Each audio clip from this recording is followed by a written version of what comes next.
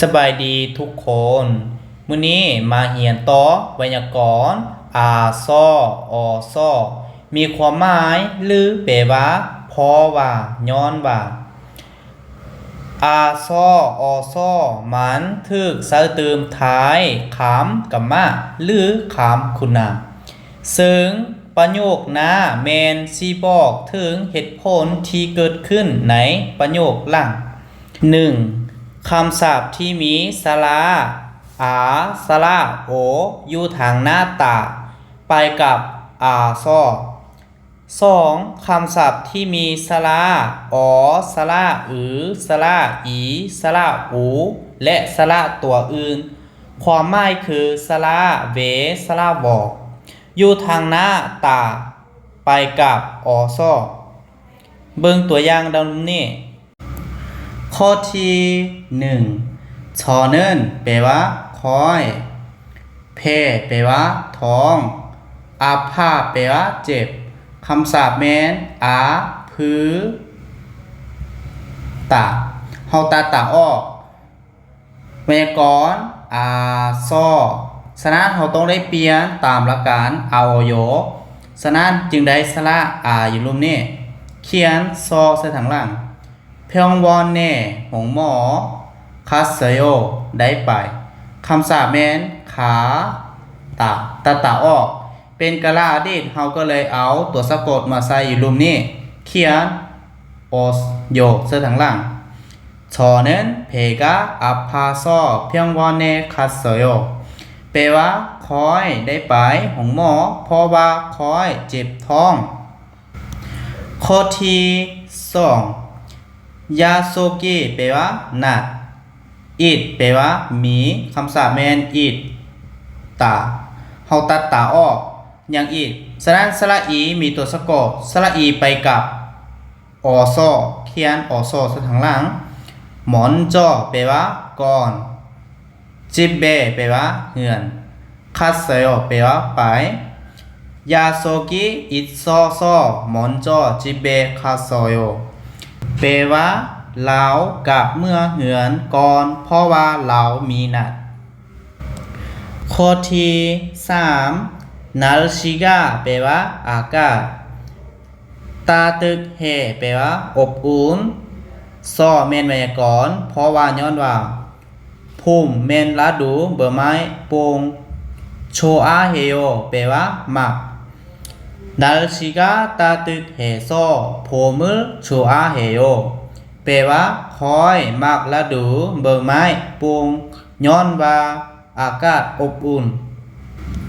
ข้อที่4ชิฮอมแปลว่าสบเสงชัลแปลว่าได้หรือว่าดีชอบอันนี้คำศัพท์แม่นชีตาเฮาตัดตาออกฉะนั้นสระอีต้องเปลี่ยนเป็นสระยอคำศัพท์นี้แปลว่าผ่านคีปุนก็คืออารมณ์โชอาโยแปลว่าดีอารมณ์ดีชีฮอมชัลเชอซอคีปุนนี้ชัวโย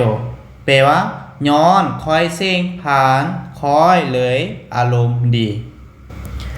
ข้อที่5ชิฮอมศพเสียงหมดแปลว่าบอกเชือกแปลว่าผ่าน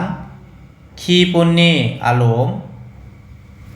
นาปายโยแปลว่าบอดีคำศัพท์แม่นหนาปือตาเฮาตัดตาออกแล้วก็เปลี่ยนหลักการเอาโยจึงได้เป็นสระอาชีฮอมหมดเชอซอคีปุนนี้นาปายโยแปลว่าย้อนคอยเสียงบอกผ่านคอยเลยอารมณ์บอดีข้อที่6อิลแปลว่าเวียกมานี่แปลว่าหลายเฮก็คือเหตุพี่โกนเฮโยแปลว่าเมื่อยอีรึมานี่เฮซอพี่โกนเฮโยแปลว่าย้อนคอยเหตุเวียกหลาย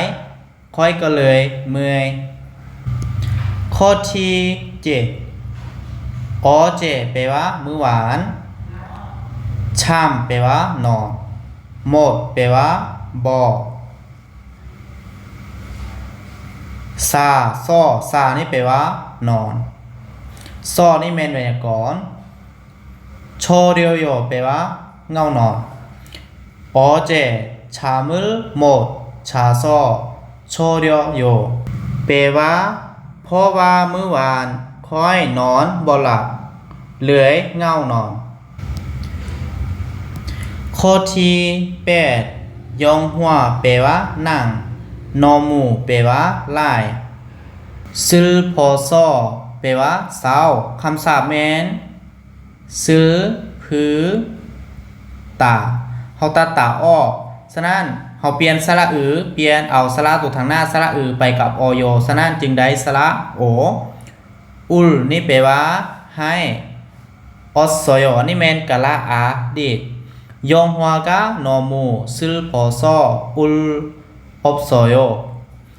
แปลว่าคอยให้ย้อนนั่งมันเศร้าหลายข้อที่9พีกาแปลว่าฝนว่าแปลว่าตกซ้อแม่นไว้ก่อนขี้ปูนอารมณ์อันแปลว่าบอกชัวโยแปลว่าดีพีกาว่าซ้อขี้ปูนนี้อันชัวโย